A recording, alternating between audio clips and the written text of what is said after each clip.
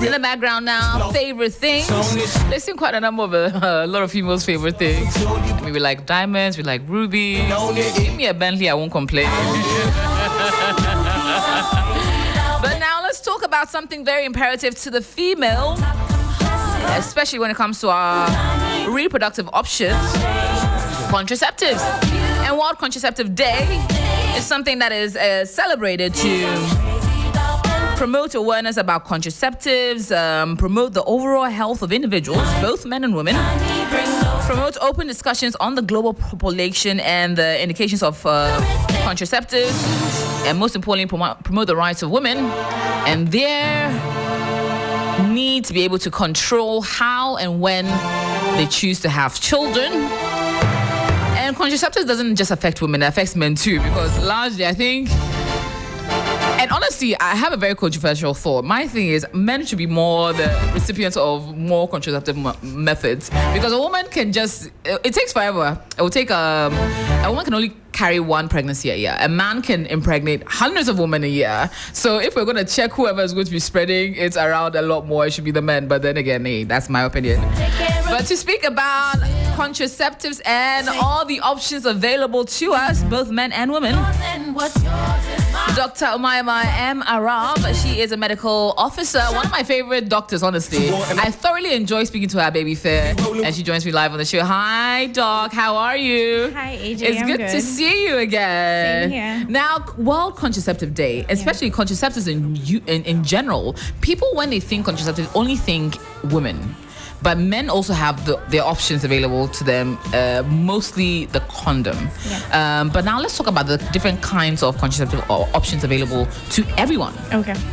So it depends. We can actually categorize them into different categories. We have the reversible and the irreversible ones. Oh, okay. And then we also have, we can group them into hormonal and non-hormonal. Ah. And then we also have maybe, if you want it, long-term, short-term.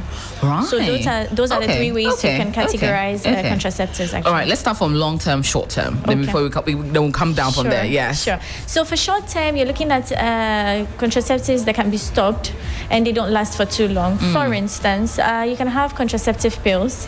You can take them for a month, 2, 3, decide to stop. Okay. You have implants.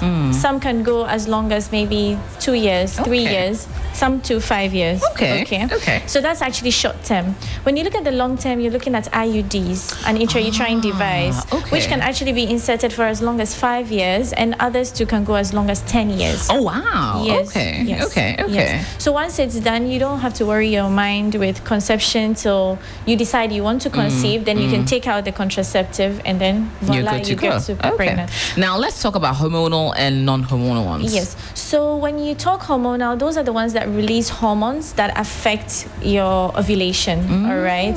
So for instance, you have injectables, you have also the implants that can be used. So some can either be combined, both estrogen, progesterone, others could be just progesterone. So we also have those that are non-hormonal, like the IUD. Contains no hormone, it's just a copper IUD that's put in there, and that's it. It doesn't affect you in any way. It doesn't affect hormonal changes, nothing. You ovulate as you're expected to, you just do not have implantation. Well, with the hormonal ones, what they do is, depending on the hormone, progesterone for instance, releases a lot of progesterone in your system. Once progesterone is high, it's just like a woman being pregnant. Let me use that perception. Of course, there's going to be a little reduction in sex drive, but then again, you're not able to ovulate, so it prevents ovulation. You don't ovulate, you don't release an egg, you do not conceive. Okay. So which ones fall into that category? So for the hormonal, we have the contraceptive pills, we have the injectables, we have the implants. Pretty much it. So we'll come to how those affect hormones or don't affect hormones, but finally the reversible and irreversible ones. Okay, so for the reversible ones are mostly the ones we've mentioned so far. Anything you can use and stop and go back to conceive again, be it contraceptive pills, injectables, implants, IUD. The irreversible ones are the minor procedures that are done. So maybe for women, you have a bilateral tubal ligation.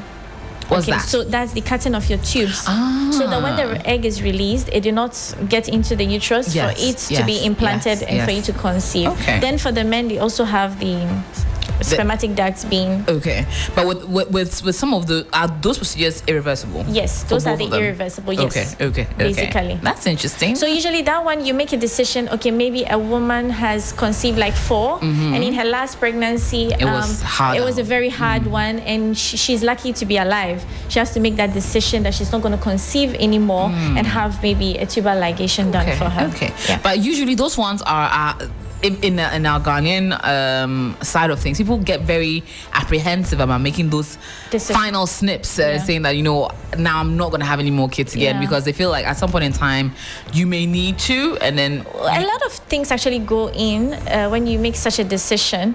The husband and the wife make the decision together, but then if you look at most of the time, the women take that initiative because they know what they've been through, especially when a pregnancy is really stressful.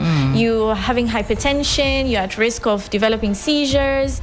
Wow. Saving your life comes first. Absolutely. Now let's look at the different methods and how they're used and side effects or long-term effects for all of them. Let's start with the contraceptive pill. How is it used and what are the possible side effects that come with it? Okay, so with the contraceptive pills, there are 2 types. There is the mini pill and the combined. All right, so we have the combined, has both estrogen, progesterone. So you take it every day throughout your cycle. All right, even on the days you're bleeding. Okay. On the days you're bleeding, the color of the pill is different from the other days, and it's actually a placebo. Okay. There's nothing in it, but it's to convince the body that I have taken my pill at this time.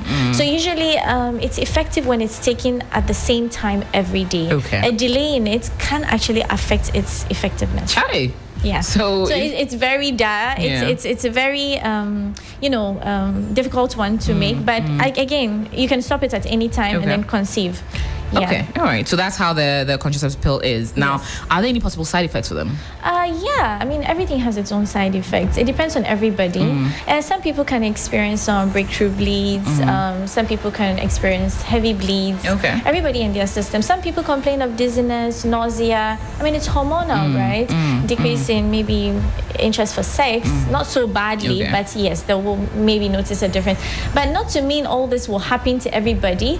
But I mean, they are making a product, so they have to make a disclaimer that absolutely. Now, the next one would be IUDs. Yeah, we can talk about. Okay. So for IUDs, usually, I must say, the major side effects that we usually experience with clients is heavy menstrual bleeding. Okay. So a lot of people complain of that, and the side effect of heavy menstrual bleeding is anemia. Patient is going to run out of the blood level is going to come down and all that. So they may have to be on blood supplements and all that. But it's, to be honest, the most effective after the irreversible ones. Oh, wow. So if you really want to. Okay. Because it doesn't do anything to you. It's in it. It's just in the... So you don't feel it. No. Nothing... Okay. So once that procedure is done, you're good to go for 5, sometimes 10 years. Depending on what you choose, the option you choose. Yeah. Wow. Amazing. Yeah. Now, the implants. Yeah. Tell us about that. How is it done? What are the possible side effects? Okay. So for the implants, it's usually a very thin strip, plastic strip, like the length of my finger. Okay. It's usually inserted into the arm, the inner aspect of the arm, by a trained doctor or a nurse. It's put into the arm. You can have either 1 or 2 put in. 1 can go, I think, depending on the brand, either 2 years or 3 years, and then the 2 goes for like 5 years. So depending on what you want. Local anesthesia is given, painkiller. It's inserted right under the skin, subcutaneously. You have it there, so you may know that it's there just by touching. But nobody else is likely to see it. No one is likely to see it unless maybe they try to touch. I mean, if they're so inquisitive, right? So once it's in there, it works perfectly. Yeah. Okay, so how does it work? Because you'd assume that it would be around your nether regions, but it's in your arm. Yes. So what is it? How does it function really? Yeah. So it's actually hormonal. Okay. So it has to do with the progesterone. Okay. So once the progesterone is released into the bloodstream, you have it inhibiting ovulation. When you don't ovulate, You do not release the egg. You do not conceive. Amazing.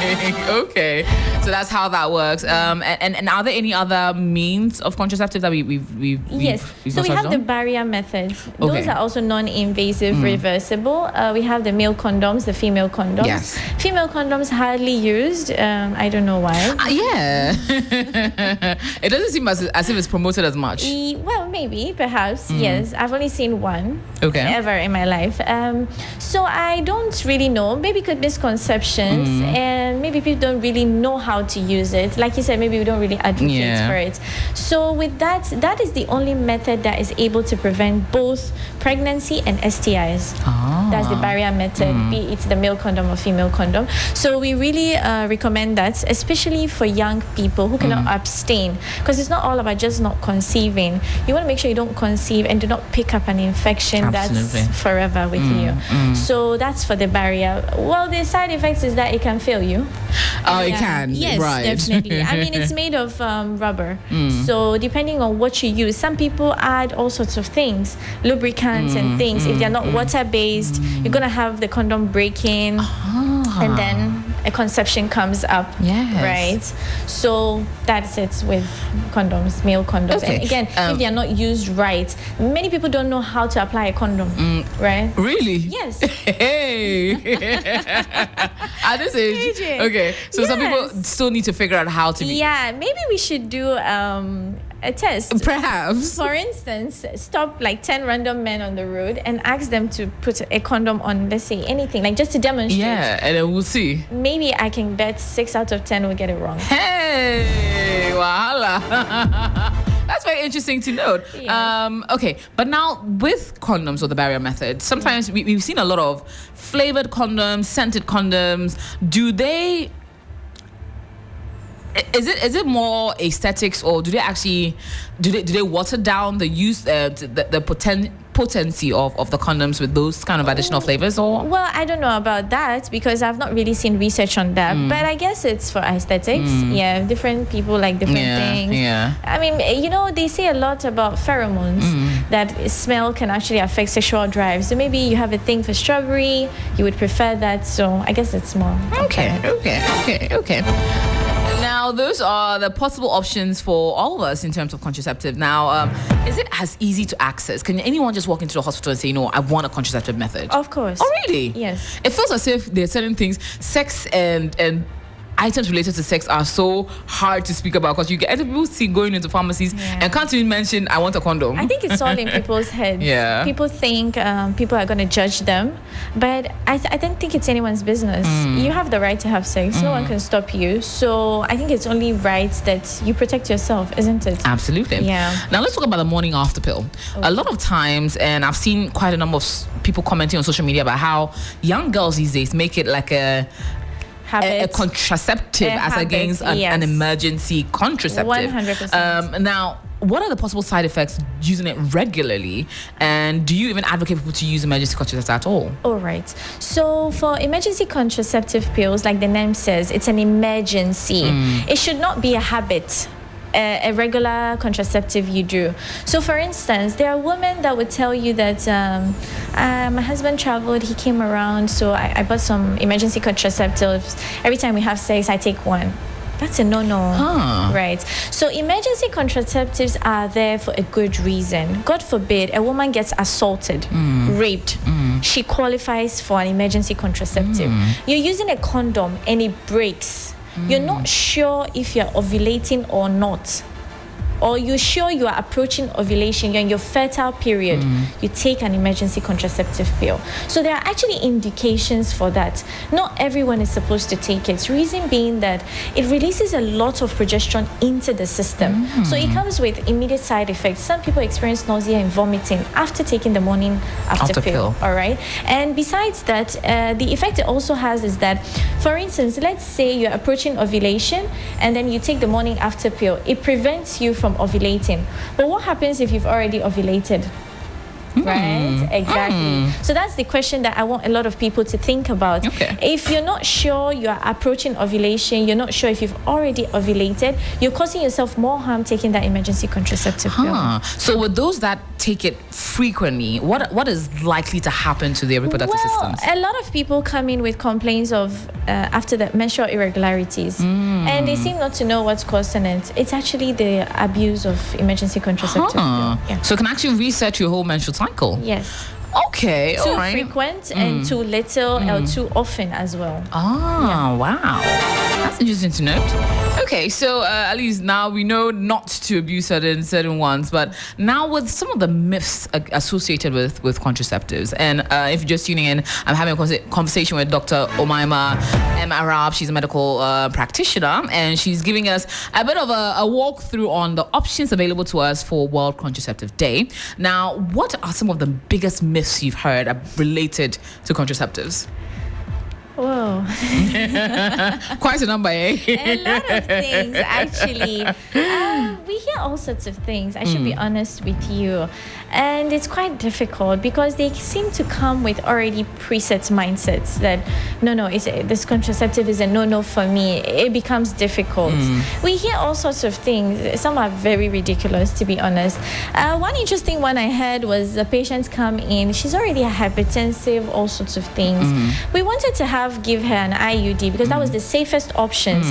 You know, some certain medical conditions are contraindicated. There are a lot of factors we look at before administering a contraceptive to you. So if you're not sure what to use, you speak to a health practitioner. We look at your age, we look at your family history. If you have a family history of breast cancer, I would never put you on oral contraceptives, right? Because it increases your risk of breast cancer. Yes. Okay. Yeah. So our responsibility is to let you know, maybe you don't have breast cancer in your family history, okay, but we are putting you on oral contraceptive. Does not mean you will get it, but you should know that if you consume it more than 6 months, you are at risk. So now that you know, you will frequently examine your breast, and if there is anything, report to the hospital early, rather than I didn't even know that it could cause this and then be found wanting later. So we look at all this. This lady came in and she needed a contraceptive. She had like 5 or 6 kids. Wow. And she wasn't well to do. You could tell from the way she looked and all. We just wanted to help her. And she was pregnant again. Hey! I was so sad to see that. I told her about the IUD and I tried. Like, I literally spoke for 1 hour, 30 minutes to this woman. My goodness. And she kept insisting that someone said the IUD is going to move to her heart and kill her. So she will not do the IUD. Stop it. What. I promise you. I promise. And she chose not to take. She left without doing contraception. And she'll now go and have another child and another. And she literally has a medical condition that would put her at risk. She has hypertension, and she wasn't so well to do, and she was conceived in again, like she was pregnant again. Hey. And I was like, at this point, 1 hour 30 minutes. That was it. When she was done, I almost lost my brain. Like, like what again do I have to say for you to understand that it's a ticking time bomb for you? Wow. Put yourself first. But that was it. So do you see a lot more females unwilling to take permanent or more long-term contraceptive options? To be honest with you, a lot of women are like, no. Yeah, no. Wow. Yeah. You know, the standard practice is that once a woman terminates a pregnancy, she should be looking at a contraceptive method. Absolutely. So if you don't want to have the pregnancy, then you should avoid a subsequent one. Yes. But a lot of them are like, no, not family planning. I'll abstain. I'm like, sweetheart, you can't. You can't abstain. Especially if you're in a committed relationship or you're married I'm also. like, sweetheart, you can't abstain. You need a family planning Yes. method. But they've made up their mind that no family planning method. Wow. I don't know the misconception out there. I don't know the false information people keep feeding each other with, but it's not helping. Yeah, maternal mortalities are mostly like a woman get pregnant and then she passes away. A pregnancy that should have been avoided. Yeah. Chale. Now, also another big misconception people have is that the fact that once you do long-term contraceptive options, IUDs, implants, when it's time for you to now have kids, it takes a longer time for your body to somewhat acclimatize to now being ready to now be in the reproductive mode. Is there any truth to that? So it depends. If it's a hormonal method, that's fair enough. There are hormones in there. You've been on progesterone for quite a long time. You have to give it like 3 months. I mean, for some people, they conceive immediately. Others, their bodies take time to eliminate the progesterone that much from their system. So it all depends on everybody. I have people that took off the implant and the next month they were pregnant. Wow. Yeah, so it's everybody and their system. So if one person experiences that, does not mean everyone is going to experience that. Exactly. I've also heard about oral or contraceptives in general being a good option for people with PCOS, as it regulates the system and ensures that there's truth to that. Yes. Okay. Yes. So which ones would you recommend for people for PCOS? So we actually put them on the combined oral contraceptive pills to regulate their menstrual cycle because they want to conceive. Okay. Yes.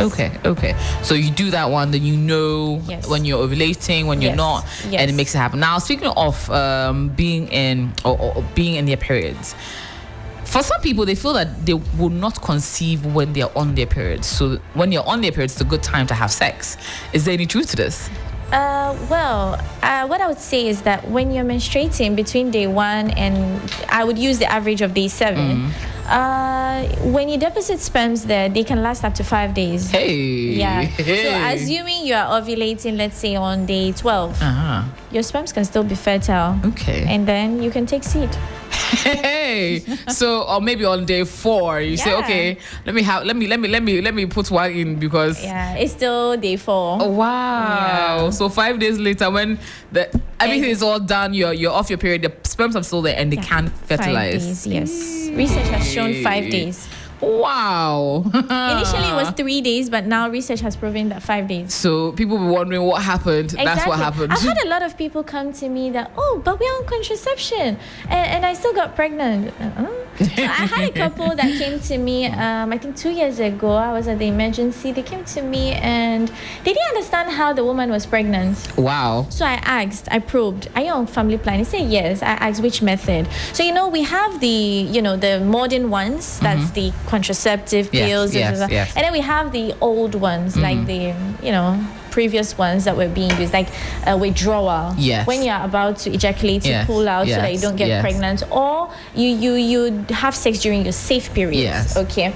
So apparently they were doing the withdrawal method. Wow. So when I probed, I was like, okay, so when you do the withdrawal, you're sure you withdraw before you ejaculate? He said, yes, 100%. He could vouch for that. I said, okay. When I probed further, I realized that it's not just once they go. So you go twice and some is still left in the duct. What are you expecting? So I was like, all right, that's fine. That's the explanation. So so he was in so much shock. Like, he thought this would work. I said, yeah, it would have worked if it was just once. So usually some people would say the experienced guys know that maybe after ejaculation you're supposed to at least pee before having a second session. Right. Okay. Okay. Yeah. But if you don't, oh well. You can get send in your messages 0532 300 927 0532 300 927 if you have any questions for Dr. Omaima. She's here in the studios with me. We're talking about contraceptives on World Contraception Day, the methods, the types, and the misconceptions. Now, one misconception or myth I've heard, I don't know if it's a myth or not, is the fact that certain contraceptives can aid weight gain. I don't know, it's hormonal, you start to develop a lot of weight. Is there any truth to that? And which ones are likely to cause this? Well, most likely it's going to be the hormonal ones, specifically those that have estrogen in them, right? So if you go back to look at the biochemistry of the whole show, the estrogen will be converted and then you have this fat. So again, contraceptives don't really work on people who are obese. Oh, really? Yeah. Oh, wow. It's less effective. Not to say it doesn't work at all, less effective. So, yes, there is a truth. So, yes, some people do experience weight gain, but it's only the hormonal ones. So, IUD is not hormonal. It shouldn't do that. Condom shouldn't. What again? The implants. Are the implants likely to do that? Well, because they do release some version of hormones, yes. It could, but I mean, I can't say for sure, yes, everyone that would use it would. So, yes, they could. Okay. Now, which type of contraceptives are most popular here in Ghana, in your opinion? Okay, so I think the implants are quite common. Yes, a lot of people are on implants and they're doing well. IUD is also quite common. It's currently being used. And the injectables. A lot of people don't want something that will leave evidence. What are the injectables? I think we skipped over that. So the injectables are progesterone that is injected into the arm. They last for about 3 months. Yes. So you inject and you go. Yeah. So once you come for it, you go. Nobody knows you're on a contraceptive. Oh wow! Yeah. And it lasts for 3 months. Yes. So there are people that actually don't want their partners to know that they are on contraceptives. So they come for the injectables and then they go. A married woman who may have discussed with her partner, they've agreed, may opt for the implant compared to the 3 months injectable, right? Yeah. So it all depends on choice. Okay. Now, costing. How expensive can contraceptives be? Genuinely, they are not expensive. Expensive is relative. Yes. What is the range you can look at? All right. So last I checked, I think an IUD was like 22 cedis. Yeah. Pay. Yeah. Stop. Are you serious? Yes. Hey, 22 cedis as against a whole child. Yeah. Oh my God. Or even as compared to maybe terminating a pregnancy, the risk, and even the cost of medications, the money you have to spend on committing an abortion. 22 cedis. Yeah. Okay, what about the others? I think the injectables are. I don't want to. Yeah. I'm not sure, but last I checked, there was like when I was with the family health department, it was like 3 cedis. Hey. But that was last I checked. Yeah, but then even if it's gone up to 20 cedis, I mean that option, as compared to actually going through the risk of having an abortion or the psychological impact of that and all of that and more.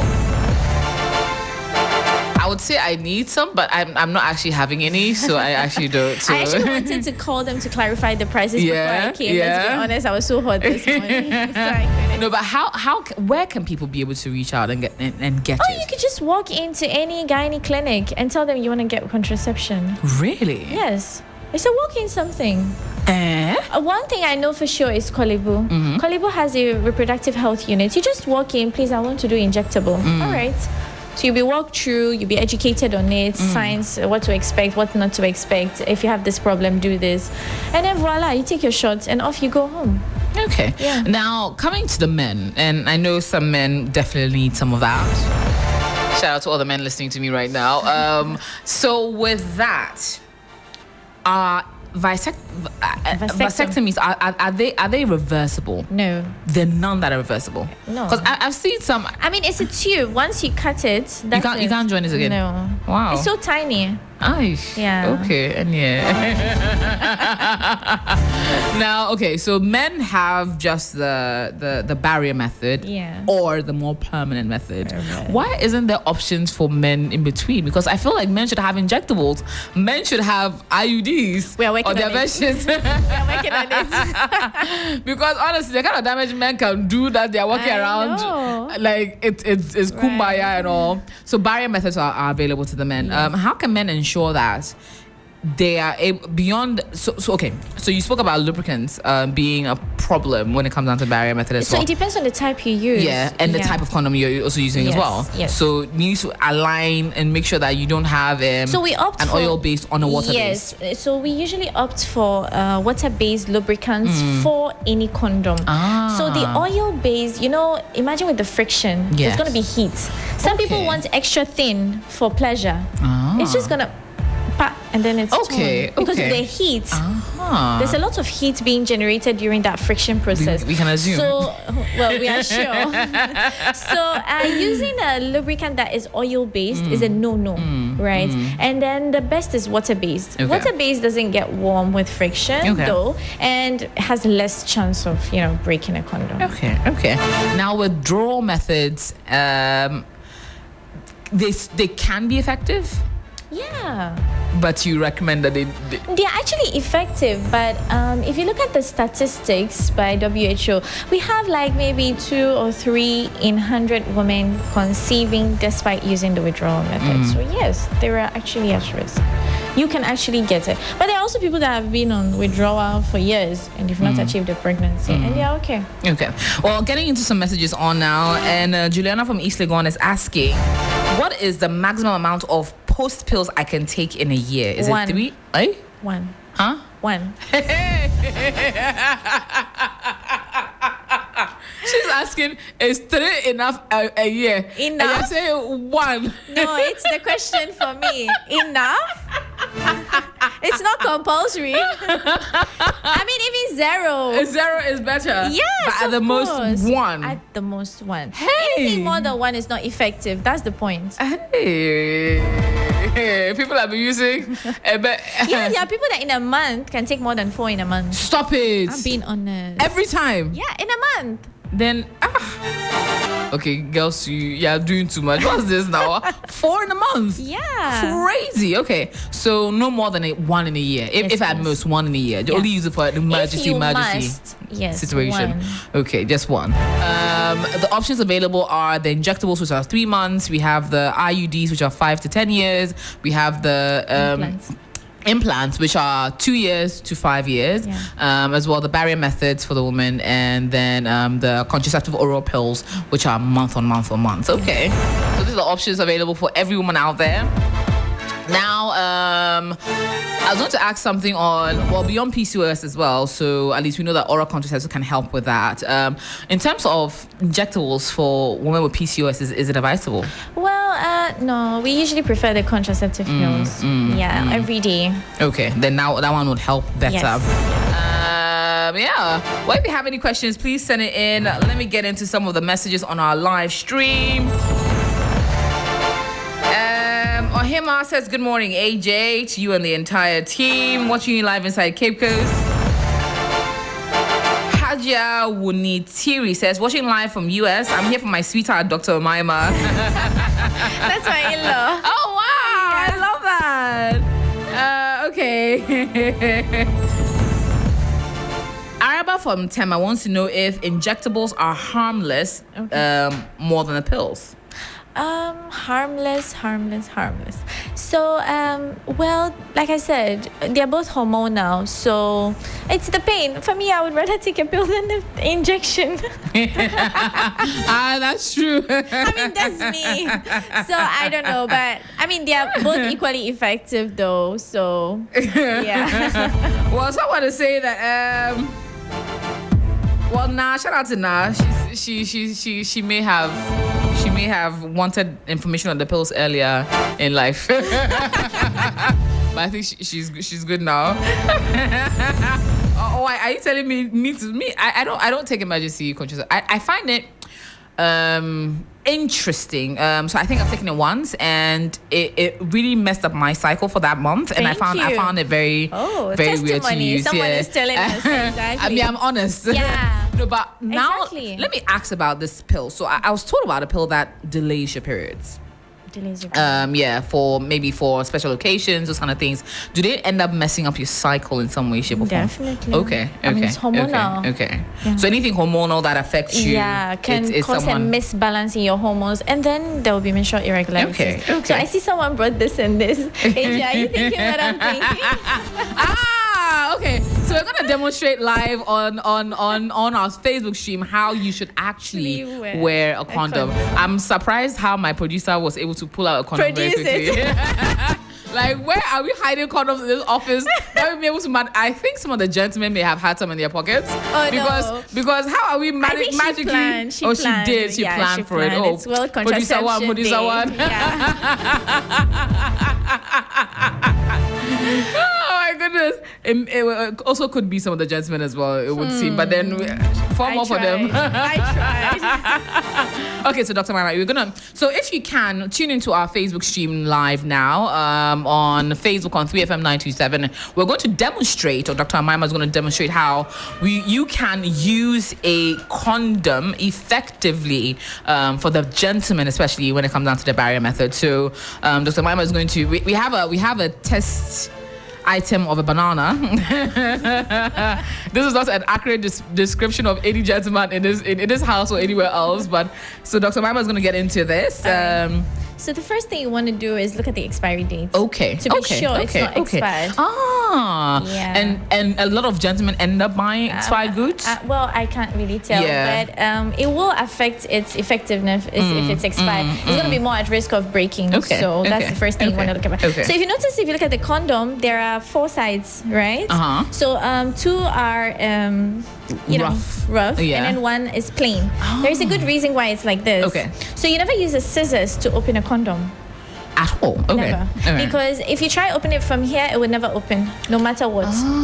So it's actually being cut this way to make it easy for you to rip it from the open it, so that it does not. You don't have to use a scissors and mistakenly cut the condom in there.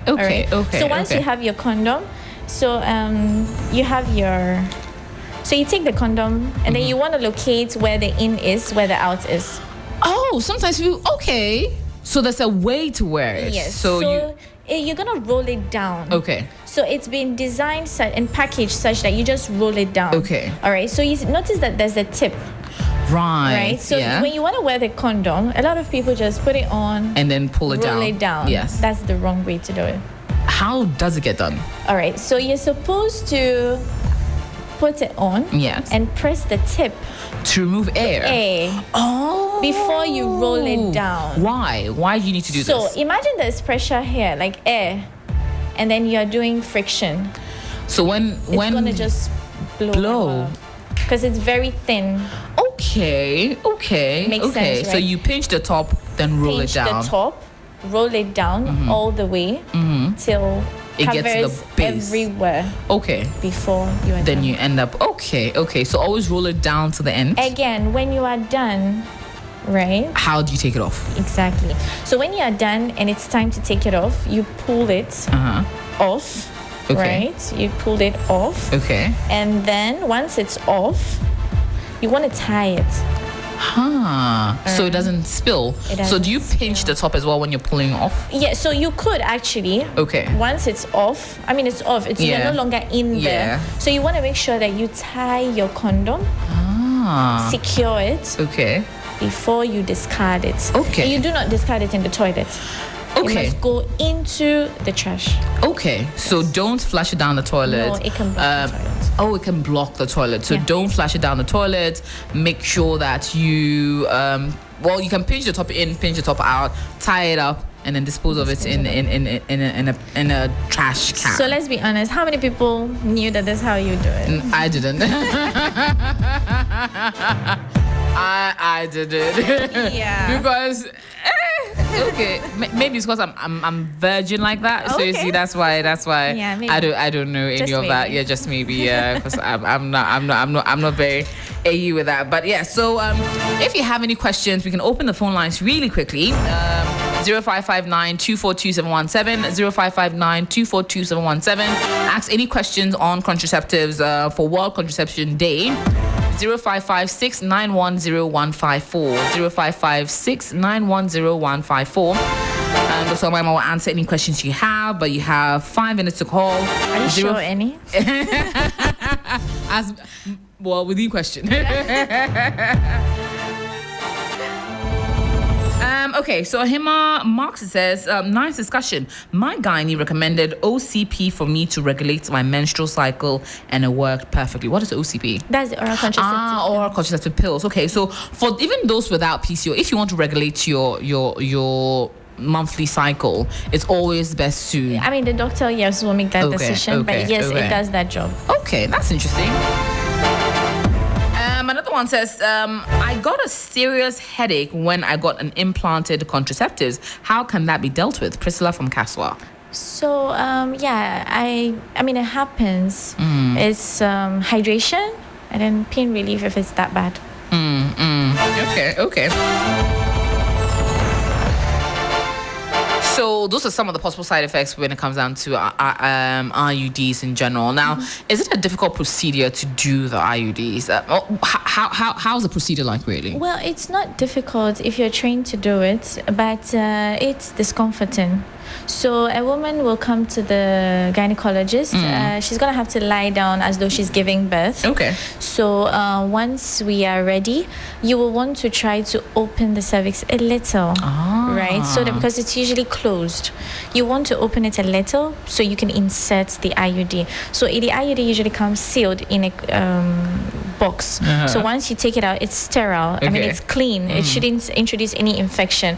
And mind you, it's contraindicated in people who have infections. So we don't use IUDs for people who have infections like PID or cervicitis, gonorrhea, chlamydia, or any of that. So a patient should be tested before they are put on an IUD. So the IUD it's in a long, something like a straw. Let me describe it like a straw. It's pushed into the cervix. Once you're in, you just press the button and then the IUD is inserted. It's in. So the IUD comes with a rope. A tiny rope. So that rope is usually coiled and pushed into the posterior fornix at the back. So some people will say their husbands feel it when they have sex with them, but it's quite rare. Some people say it, but it's very rare. I should be honest. Yes. So when you're using an IUD, usually when you menstruate, you want to be sure you've not brought out the IUD. Especially if you use maybe tampons. Well, yes, tampons, and even with the pad. So sometimes what happens is that if your cervix is open during menstruation, the IUD can fall out. So you always, maybe after your period, when you take your bath, you may want to squat or lay down and try inserting your finger to be sure that the thread is still present there, meaning the IUD is still there. So you feel the thread. Yeah. Okay. So if you're wondering how the IUD looks like, it's on our screen now on our Facebook stream, so you can see how the IUD actually looks like. Now, before we wrap up the conversation, the one thing you'd like to tell women to encourage them to look at family planning, contraceptives as a viable method of preventing pregnancies. So I think it's very important. A lot of people look away or shy away from contraception, and it's a wrong thing. Funny enough, this morning I was reading through something and I chanced on some statistics that said if you give birth to a child and you give birth to the next child, within 2 years, the child is at 60% risk of death. What? Yeah. 60%, that's a lot. That is. Yeah. And within 2 to 3 years after the first child, the risk comes down to 10%. But after 3 years and more, there's no risk. So imagine, why would you go through the stress of carrying a child for 9 months, giving birth to the child maybe with a CS or something, and have a 60% risk of that child dying? 1, 2, your body takes a lot of time to recover, irrespective of if it was just a vaginal delivery or a cesarean section. So why not give yourself the chance to recover? Even hormonally, women go through a lot after they give birth. You know, the hormone that moves up and down and causes all the mood swings, depression and all that. We spoke about it at the baby fair. And they go through a lot, and then they have another child. She's not done exclusively breastfeeding, then she's pregnant with another child. Or she's still breastfeeding the first child 1 year, and then she's pregnant with another one. Yeah. And I forgot to mention that breastfeeding is actually a way of contraception. Yeah, so I say something. Yeah, so when they call it lactational amenorrhea. So when you're breastfeeding, you don't experience your period, and it's presumed that during that time you cannot conceive. But then there are people that are breastfeeding that do conceive right after having kids. Yes. So, like I said, it's not 100% effective. It depends on the body and the person. Okay. And as well, while we're talking about effective or ineffective methods, shout outs to the withdrawal committee. Apparently, they are mounting a huge campaign on our WhatsApp platform that they also deserve recognition because they've been preventing pregnancies since time immemorial. So for all the men that claim that they are effective with their withdrawal methods, good morning to you. But yeah. Now, for some people too, they also have this assumption that in terms of the withdrawal method, you hardly ever get pregnant with it. It's harder for you to be able to quote unquote do that, but you've debunked that quite a bit. So is it that when you try it one time, or when you do it one round as against multiple rounds, it's a more effective method, but once you start, you pursue on that, it becomes less effective? You see, when it comes to pleasure, a lot of people don't have control. That's true. So to say that someone would actually withdraw during that moment, it's quite a tough one.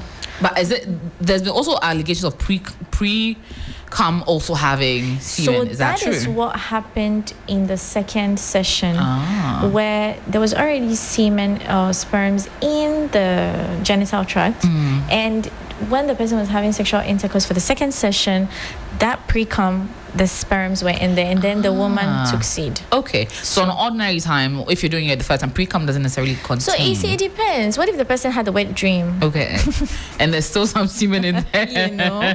So the guarantee is not really 100. That's why we've moved away from those old methods, and we are now moving on to the modern ones that are more effective, right? Okay. So it all depends. Okay. Some people use it works for them. Okay. Others too don't. They try it and... well.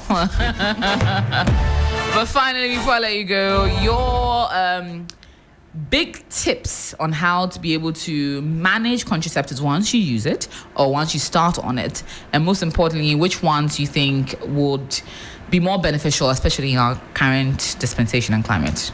So I think it depends. A woman should ask herself some questions. What do I want to achieve? Okay.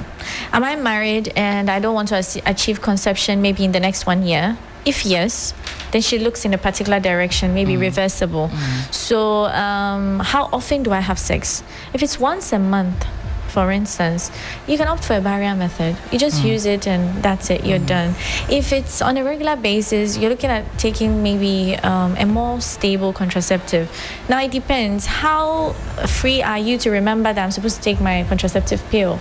If that won't work for you, then why don't you opt for the injectable or the hormonal that will be in them? Someone can get married and tell you that, oh, I want to graduate before and I have 2 more years to go. Then go for the implant.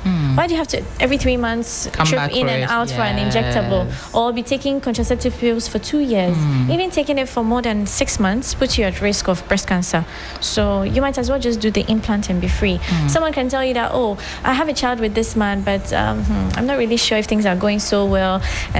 We are separating or something. I may want to have a child with a different man, so I'll do an IUD. So all these questions should be asked.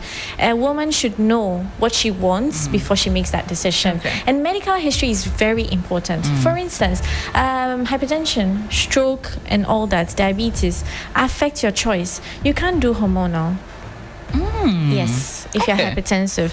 You would rather be advised to go for an IUD, an inert one. Something that won't really worsen your hypertension. I like that. Okay. Yes. So based on your medical history, your personal life choices, and your current situation, you now make a decision on which one works for you. Exactly. And it will eliminate certain choices and make it an option good for you. Do you think more men should be doing vasectomies? If they want, fine, but that's not pretty much the solution. The solution would be, like, we have a lot of options. Mind you, vasectomies can fail. Yes, a man can have a vasectomy and still impregnate a woman. Wait, what? It can happen. Yes. So it can happen just the same way that you can have a tubal ligation and a woman can still get pregnant, right? So there are rare cases, things like that do happen. But we have a wide range of female directed contraceptions. Why not encourage your woman to get contraceptives? Some people feel like, no, if you marry, you shouldn't be doing contraception. If you're doing it, it means you're a bad person. It means you're hiding something. Yeah, but you can't also have 6, 7 children. True. I mean, things are already hard, and then you're just coming to have more burden on you. It's going to be more stressful to even the father. Yeah. Because you're going to be the provider. That's so true. I think if men encourage women, like, oh, we already have 3, I think we are okay. So maybe for now, you don't necessarily have to end your reproductive life, like tubal ligation, but at least you can do an IUD, you can do an implant, and then we can do everything we want every day, anytime, and we don't have any fears. But it's like, no, my husband said no. Hey, it's your body. Like, what if something happens to you? Your husband will marry another person. That's true. Because he has kids, he can't take care of them. He has to go to work. So a woman should be able to take care of herself to still be with her kids. If a woman passes away, it's not a bad thing. It's only normal a man would take another wife because he needs someone to care for the kids. No matter what he does, he might not be able to care for the kids as much as a woman would. Yes. And there are sometimes people come in with bad intentions.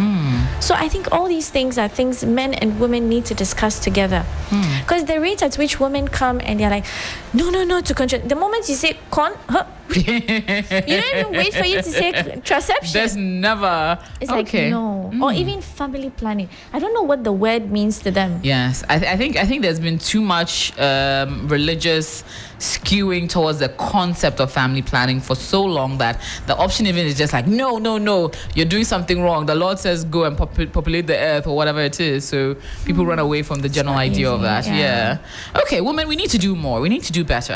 If you know you're not in a position to have a child, don't have a child. There are options available for you for as low as 10 Ghana cedis, as 20 Ghana cedis, whether it's the pills, whether it's the injectables, whether it's the implants or the IUDs. There are options available to you at very, very, very good prices, and encouraging everyone to be a part of the movement to ensure that we only bring in children when we are good, ready, mentally, physically, financially ready for that burden. And Dr. Omaima, thank you so much for coming through and letting us understand a bit better. Now we know it's cheaper than we thought it was, because honestly I always assumed that it was like hundreds and hundreds of CDs to be able to get access to that. Really? But then now we can do it for cheaper, for better, for more affordable options and better options for ourselves and our health. And I'm excited about it. So in fact, we'll talk after. I had a wonderful conversation with Dr. Omaima M. Arab. She is a medical practitioner and medical officer and has given us all the reasons we need to be able to get better contraceptive methods for ourselves and our families. Gonna get into a next song from Miss Dynamite titled Dynamite TE. A throwback song from back